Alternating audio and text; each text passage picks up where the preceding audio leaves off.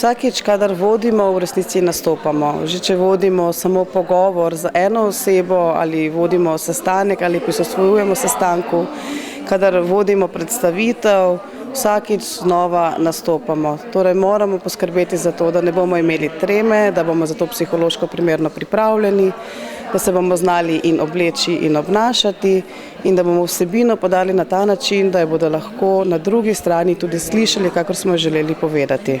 V splošnem primeru, če smo 6 ur pred nastopom slišali eno slabo novico glede naše družine ali glede v sami službi, bo zelo težko, kvaliteta samega psihološkega nastopa bo malo težja, ker je on pod vplivom te emocije. Da bi se ta emocija dejansko in ta slaba novica in ta fobija, ki jo on čuti, filtrirala, je potrebno 6 ur po vseh različnih preiskavah. Tako da dejansko pred vsakim nastopom se človek mora vprašati, kaj se mu je dogajalo. Druga stvar je, koliko je dejansko prepričan v to, kar govori. To pomeni, da mora zelo dobro obvladovati svoje znanje in druga stvar je, da mora imeti kontrolo nad svojimi emocijami trenutno, a to se lahko obrazloži z določenimi različnimi tehnikami ukrepanja, da sprosti svoje emocije in vzame svoje misli pod kontrolo.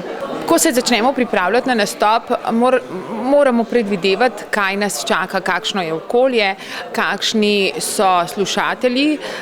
Ponavadi to lahko predvidevamo, ne? In se seveda potem prilagodimo z obleko, z ravnjo oblačenja, ki jo izberemo za to priložnost. Potem bi pa rekla, da je zelo pomembna prava velikost. Prava velikost obleke, velikokrat ljudje zgrešijo, še posebej, če govorimo o formalni poslovni obleki.